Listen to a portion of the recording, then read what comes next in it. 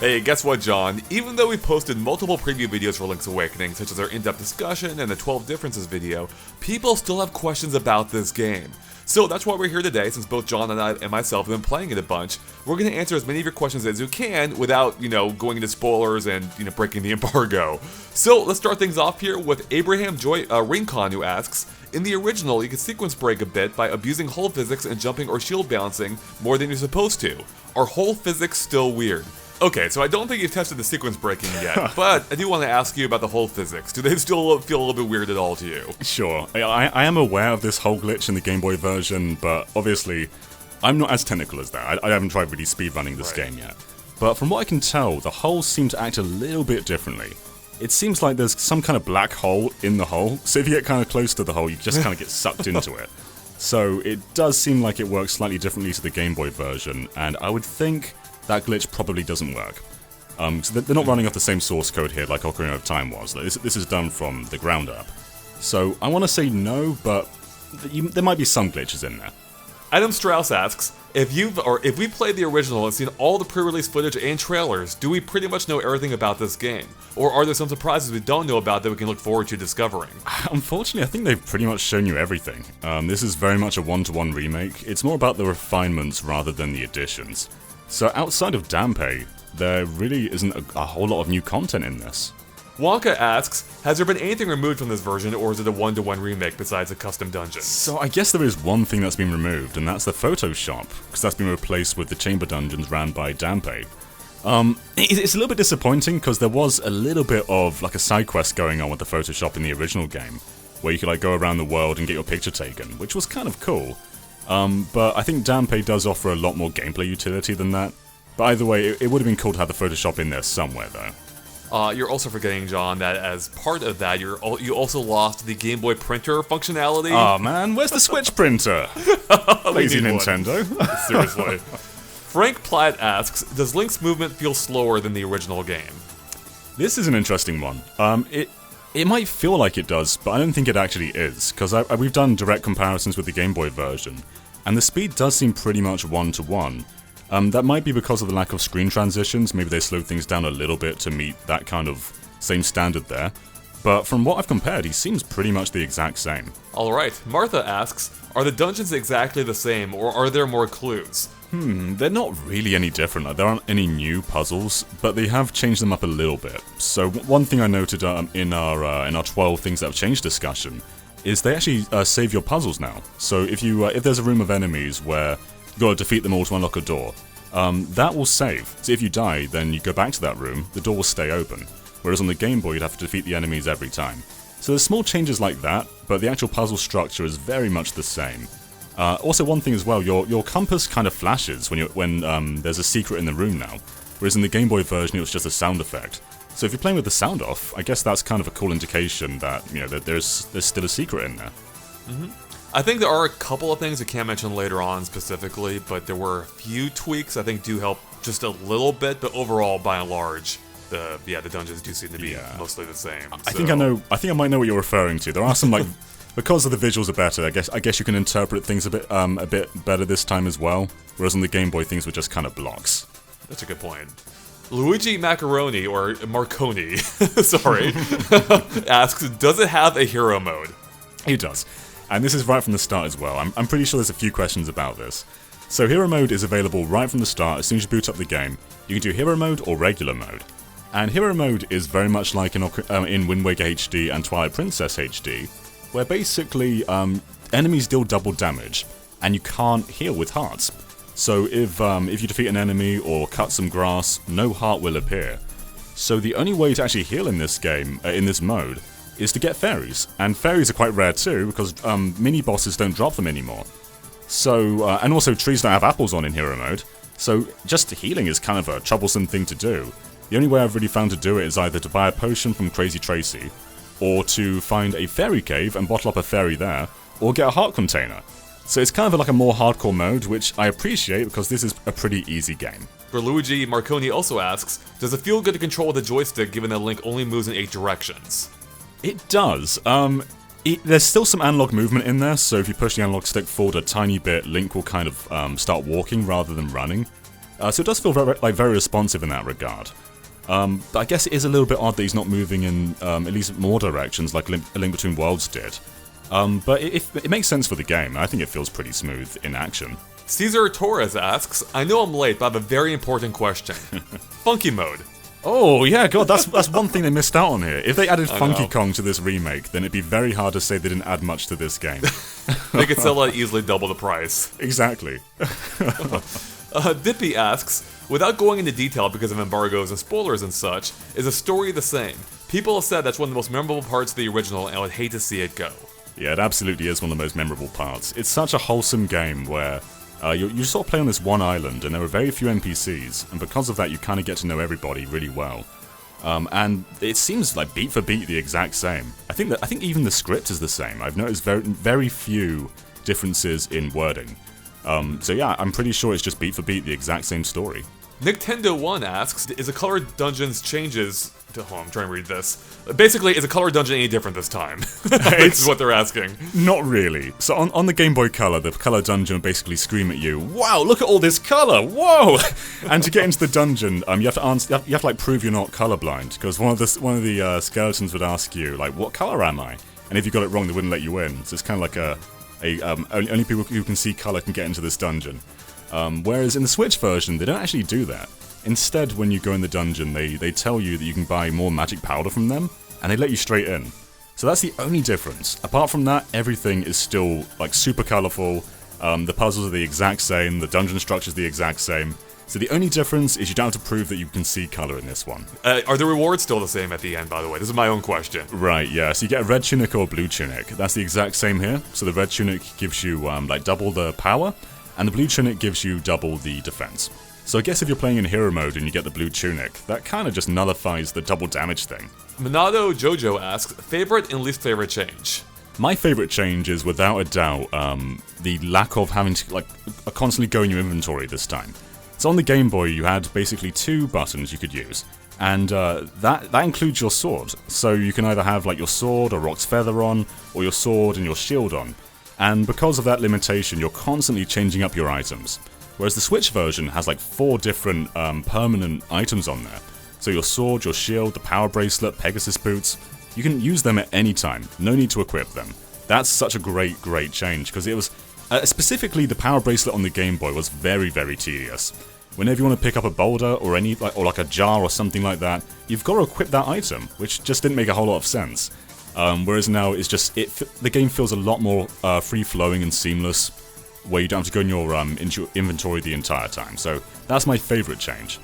Least favourite change, that's a bit tricky, because in my opinion this remake kind of fixes the majority of flaws with the original. I guess the thing I wish it did have though was, I kind of wish that it had the retro soundtrack in there. It'd be cool to just sort of change between the old and new styles. Oh, that would be cool. Now I want that. Thanks, John. There are some cool instances where it kind of mixes the two together, but you can't select which one you want. Well, maybe for the deluxe version of Link's Awakening Remake. Yeah. Still an opportunity. Indeed. Iron Sword asks, how cute is it? Oh, it's so cute. I think this is one of the cutest games I've ever played. It's adorable. Link makes these little facial expressions, which of course he couldn't do in the Game Boy version. So when you return Bow Wow to, what's her name? Lady... I can't remember Bow Wow's owner's name now. But when you return Bow Wow to her, Link, she gives you a kiss, and Link kind of blushes now, whereas on the Game Boy it's just a static face. It's just an adorable game. It's so colourful, so vibrant, so expressive as well.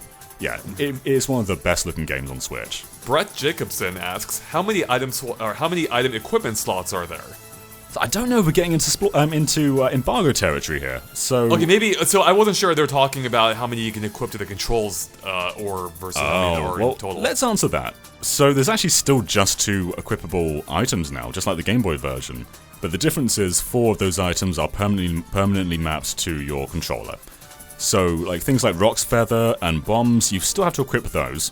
But of course, your sword, your shield, the power bracelet, and Pegasus boots, those never need to be equipped. But yeah, for the most part though, it's a one-to-one remake, so most of the items were in the Game Boy version are also in this version. Tomar Nook asks, how different are the boss patterns? More or less difficult? Any new moves with them? Oh man, I wish we could talk further, but we can't. So, we only talk about 3 bosses so far in this preview. And those bosses, of course, the first 3 bosses in the game, and for the most part, they are very similar. But I did notice the High Nox mini-boss, which I believe is in the second dungeon. He's much more aggressive than he was in Game Boy. So basically he has 2 moves, where one of them's just throwing bombs, and the other one where he kind of like rushes at you. On Game Boy, he would do that bomb throwing thing far more than the aggressive run. So it just makes things a little bit more intense. He still goes down really quickly, but he can do a lot more damage towards you. But yeah, for the most part, the bosses have the exact same movesets. They're just a little bit more aggressive this time, though. David Crane asks, what happens when you use magic powder on the dog? Oh man, I saw a horrible video yesterday where someone did it in the Game Boy version. The dog just disappears. Yeah, so that urged me to try it on the Switch version. It doesn't do anything. You can't kill the dog this time. You almost sound disappointed by this, John. I'm a little bit. I mean, I love dogs, but just being able to just put some powder on one and just see it vanish, that was just kind of a weird quirk of the original. And it seems they've done their best to preserve dogs this time. Man, they should have gone the thief route, where when you steal, they call you thief for the rest of the game in the original A Link's Awakening. They should call you like dog killer for the rest of the game. How great would that be? That'd be great. Well, speaking of thief, Jack Harrison asks, once you get labeled as a thief after stealing from the store, is it like that for the rest of the game? I'm pretty sure it is. So I didn't save my game when I did this, because I wasn't I'm not a criminal. So I did actually shoplift a heart piece, and I ran outside and talked to Marin, and she called me a thief, in full-on caps. And I talked to everyone else in the village, they called me a thief as well. But I didn't do this throughout the entire game, so I didn't save after that. So they definitely do still call you a thief, but I can't remember if that's for the entire game or not, though. Okay, maybe that'll be something good for us to test later on at some point. So. Yeah. Matthew Hunt brings it back to dogs by asking, can you pet the dogs or the dog? I wish you could do this too. You can talk to the dog. Actually, I think it might be a fox, actually. Maybe we all interpreted it as a dog in the Game Boy version. Oh man, I totally thought it was a dog, yeah. Yeah, I'm pretty sure it's a fox this time. But when you talk to it, it says yip yeep. So you can't pet it, but you can at least try and converse with it. King of Trash asks, would you consider this to be a major improvement on the original, or do you still prefer the original? Similarly, is there anything you feel the original handles better? So real quick, for the first part of that question, I'm going to refer you to our review coming up later this week. We're going to hold off on the final verdict yet. But I think, John, is there anything you think the original game did better so far compared to the remake? There's still a certain charm to the original. I don't think the remake just replaces it, but the original's art style and music is still very much of its own. But there are, of course, flaws, which we'll get into later on. But I wouldn't say it particularly does anything better than the remake. Cup Noodles asks, you kind of addressed this earlier, but might as well just make it explicit. Do you constantly have to equip the power bracelet? No, you don't. Thankfully, you do not. And also, the message that comes up when you touch a boulder without the power bracelet, that is no longer there. That only comes up if you explicitly press A next to a boulder. Otherwise, you'll never see that. Here's another question I think you also addressed, but again, we'll just get a little bit more explicit. Stealth asks, I'd like to know the Game Boy Color camera pictures are in the games. You already mentioned the photo booth is gone, but does that mean that all the pictures are gone as well? Like, they're not here at all, right? Yeah, it's all gone. That's it. Yeah. Some of those pictures were pretty cute, so... They were. Yeah, I mean, it would have been cool to see those, like, reimagined in the new art style, but yeah, unfortunately not. Alright. Master Anth asks, are you able to keep track of the side quests, or is it like the original where you can't? I'm guessing they're asking, is there like any kind of list or anything to help you keep track of everything you're doing? Yeah, I don't believe there is. If you go into the menu and press the X button, it takes you to memories, and that sort of highlights key things that NPCs have told you. So you can go back through it there, but I don't think there's like a side quest tracker though. Hugman asks, is replayability expanded on in this one? Kind of. The mini-games are a lot more expansive now, so fishing and also the crane game, both of those have a lot more to do now. So on the Game Boy version, the crane game was basically just get the Yoshi doll.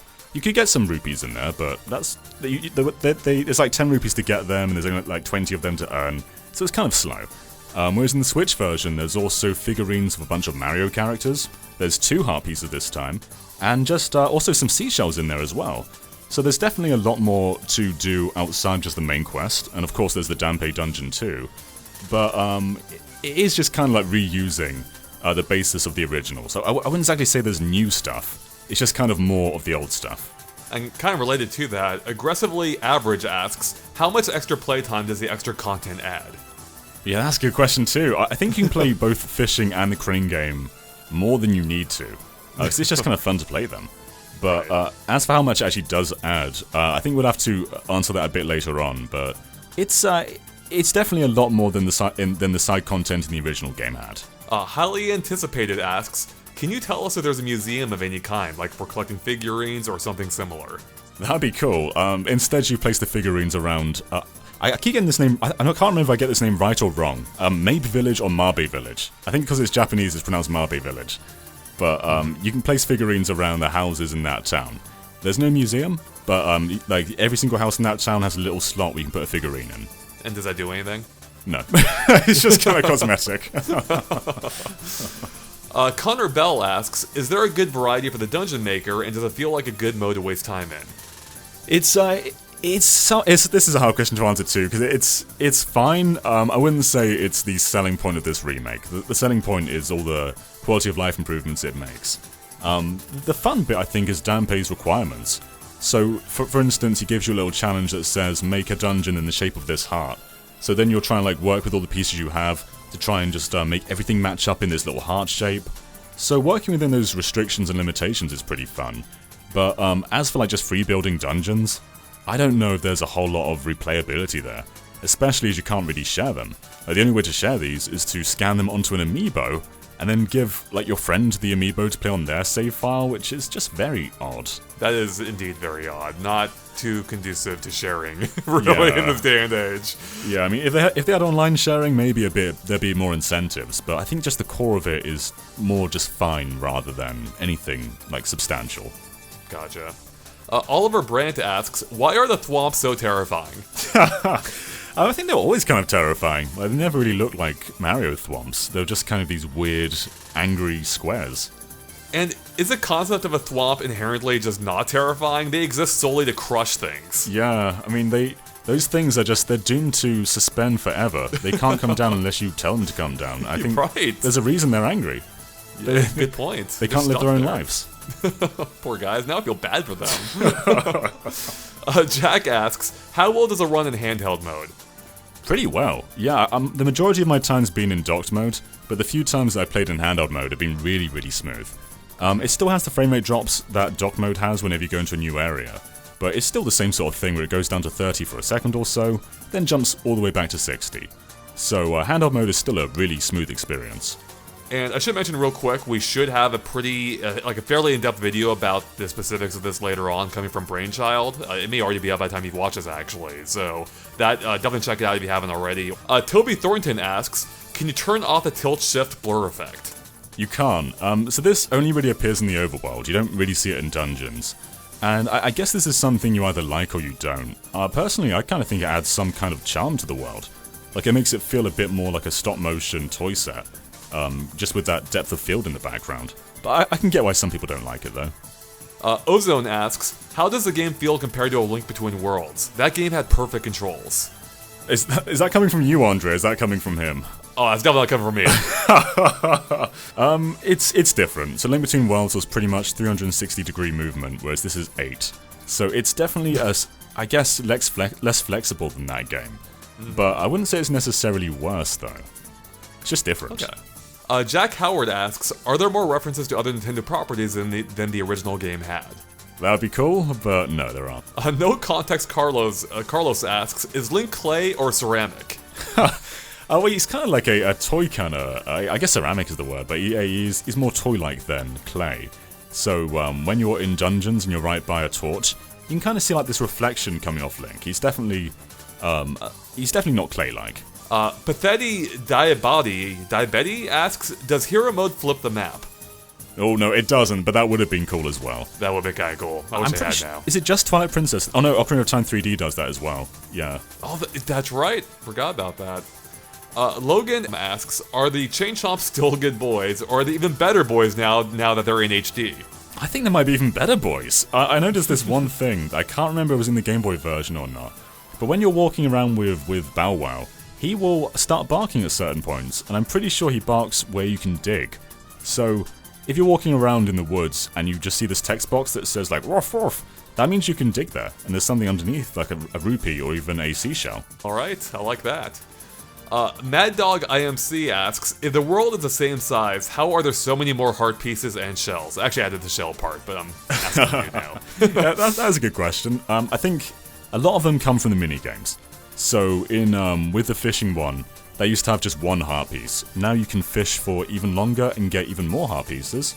Same goes for the crane game, and that's just it really for most of the world. And also Danpei also has some heart pieces as well. So when you finish a set of Danpei challenges, he will give you both a seashell and a heart piece. So I guess that also answers the question about the seashell, which also appear in the crane game. So for the most part, those all the extras are pretty much included in those side areas. Daddy Jupe asks, can you do the Doghouse Warp? And then he posts or says in parentheses, mainly because I want to see you run into a wall for no reason. So I literally have no idea what this is. I haven't even heard of this before. So do you know anything about this, John? I have no idea what this is. Is this a glitch? I don't know. It sounds like it might be. Yeah, I'm not sure. Yeah, I do remember the glitch from the original game where if you press select and draw up the map as you're going between screens, you could teleport across the screen to get into regions you weren't supposed to yet. But I don't think that's what he's asking about, so... Yeah, I think I did that accidentally once in the Game Boy version. So I remember just glitching all the way off screen. Nice. But yeah, I have no idea what this is. Ninty Rules 123 asks, does it use HD Rumble?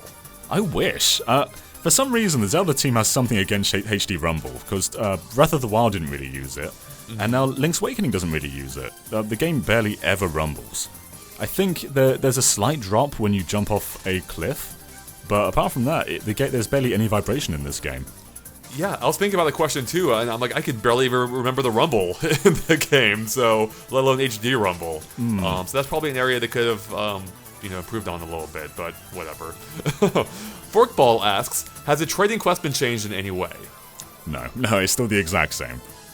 Richard Herrera, as well as Sylvie, both ask, is the game censored like the original game? Because I believe... Oh, actually, I don't think we talk... No, I guess we can talk about this. Because I believe in the original Animal Village, the hippo, I think, was nude in the Japanese version, or would, like, go to cover herself up. I forget the exact details of it, but that was changed in the US one. So is that still the case? Do you know, John?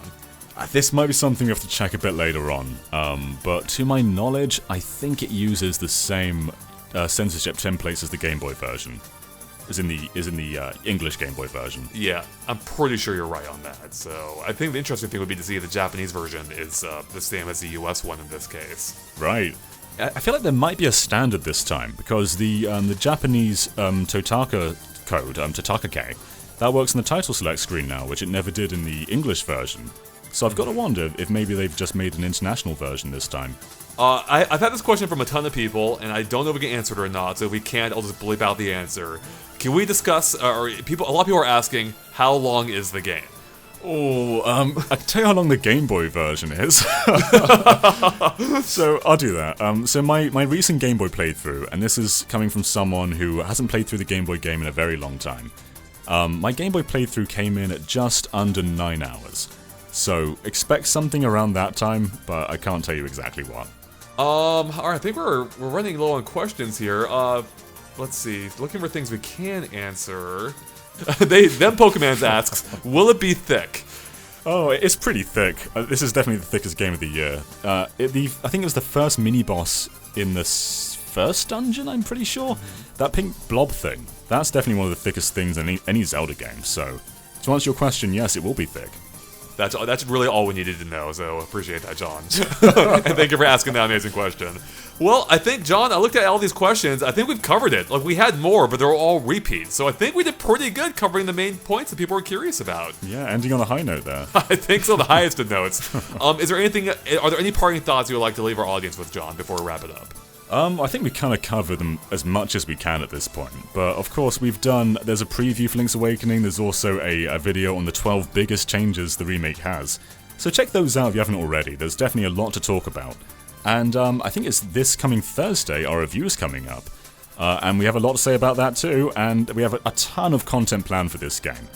So I think the biggest thing to say is, while this is a one-to-one remake, there are some pretty substantial changes. Enough for us to plan a whole season of videos about this thing.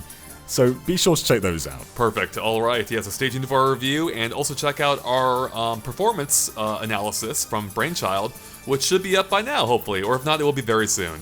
And with that, thanks for watching, and make sure to click the subscribe button and ring that bell if you haven't already to make sure you stay up to date on all our videos and everything else Nintendo Switch as well, which is redundant, but whatever. We'll catch you later. Bye.